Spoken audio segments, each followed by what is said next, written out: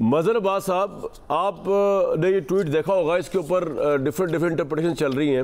ایک تو آپ کی ٹیک کیا ہے، اور شامی صاحب جس طرح فرما رہے ہیں وہ والا ماحول، ایون مجیب کو تو پتہ نہیں کیا ہم سمجھتے ہیں، اور اس کے آبویسلی اس کے ریزنز بھی ہیں اس کو سمجھنے کے، ان کے 6 پوائنٹس بھی ہیں، ان کی پارٹی کی را کے ساتھ ٹریننگ کی ایک پوری ہسٹری اور تاریخ ہے، بڑا کچھ ہے۔ وہ معاملہ عمران خان یا پاکستان، اب موجودہ پاکستان کا تو ویسے نہیں ہے، لیکن پوائنٹ یہاں کے پھنستا ہے کہ کیا صورتحال وہی ہے، یا عمران خان اور شیخ مجیب میں کوئی مماثلت بنتی ہے، یا عمران خان ویسے ہی اسٹیبلشمنٹ کو پریشرائز کرنے کے لیے یا اپنا قد کاٹ بڑھانے کے لیے اس طرح کے ٹویٹس کرتے رہتے ہیں؟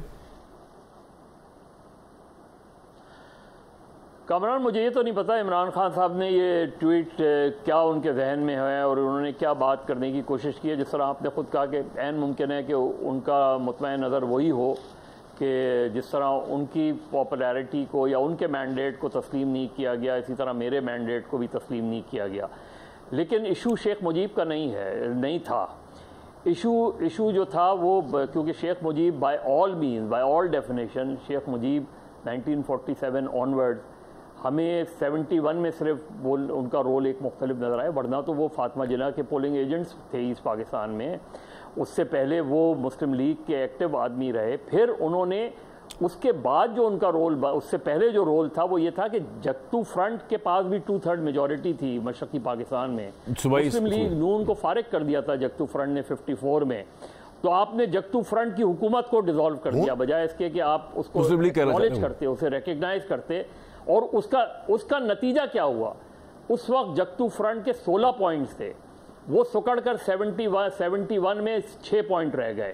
تو یہ ایشو بیسکلی اس کا سبق کیا ہے 71 کا، کہ سیاسی معاملات کو سیاسی انداز میں حل ہونا چاہیے، غیر سیاسی قوتوں کو مداخلت نہیں کرنی چاہیے۔ تو مظہر صاحب ایک بات بتائیں، 77 میں ہم نے دیکھا، بالکل ایک بات بتائیں، یہ بات تو نواز شریف کے متعلق تو بڑی ٹھیک آ گئی تھی، کیونکہ ان کے متعلق آیا کہ جی وہ اینٹی اسٹیبلشمنٹ اس حد تک ہے کہ وہ انٹرفیئر کرنے نہیں دیں گے، ایز اے پرائم منسٹر وہ اسرٹ کریں گے۔ لیکن وہ تو سارا پانسا عمران خان صاحب نے آ کے پلٹ دیا نا، جب وہ آئے اسٹیبلشمنٹ کی مدد سے، جب وہ چڑھے اسٹیبلشمنٹ کے اوپر، جب انہوں نے ایجنسیوں سے کہا کہ اپنے ووٹ آف کانفیڈنس پورے کروائیں، انہوں نے تو پھر اسٹیبلشمنٹ کا رول لا کے ہمارے مڈل میں پھینک دیا نا سر۔ اور آج بھی عمران خان کہہ رہے ہیں کہ اگر بات کروں گا تو اسٹیبلشمنٹ سے کروں گا۔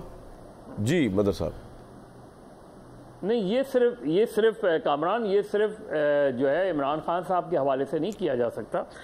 نواز شریف صاحب نے جنیجو کے خلاف جو بغاوت کی، وہ کیا تھا؟ 93 کے بعد تو چینج ہو رہا ہے نواز شریف۔ نہیں سر، نہیں، میں یہ کہہ رہا ہوں کہ 93 کے جب انہوں نے کہا ڈکٹیشن نہیں لوں گا، پھر تو اینٹی اسٹیبلشمنٹ ہو گیا نا سر، یہ اپنی حکومتیں گوائی۔ لیکن اس کے بعد دیکھیں نا، اس کے بعد جو 12 اکتوبر کا جو ایونٹ تھا، ابھی جیسے شامی صاحب کہہ رہے تھے، مطلب آپ دیکھیں نا کہ پاکستان کی سیاسی قوتیں ایک دوسرے کے خلاف کس طرح سفارہ ہوتی ہیں، کہ 12 اکتوبر کے واقعے کو ایون بے نظیر بھٹو نے ویلکم کیا۔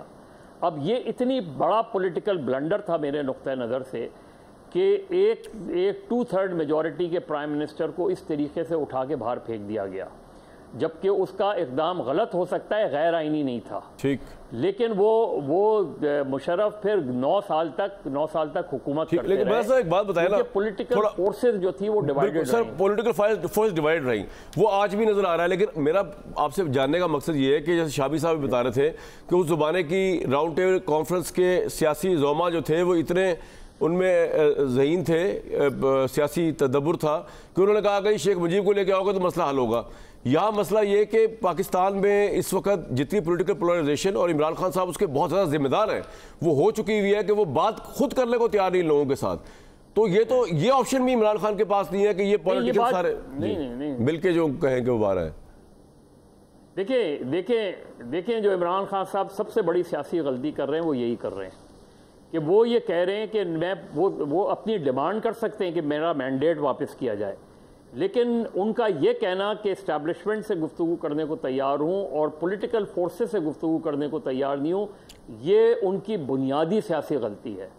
کیونکہ یا تو آپ یہ کہیں کہ اسٹیبلشمنٹ پاکستان کی پولیٹکس سے اس کا کوئی عمل دخل نہیں ہونا چاہیے اور اس پر ساری فورسز اکٹھا ہوں، اس پر میں بات کرنے کو تمام سیاسی قوتوں سے تیار ہوں، یہ بات تو سیاسی ہوگی۔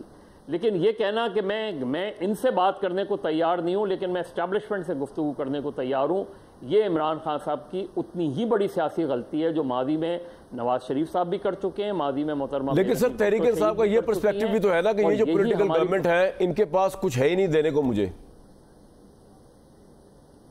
یہ دیکھیں کامران 77 میں کیا تھا, 77 میں تو اس سے بدترین صورتحال تھی.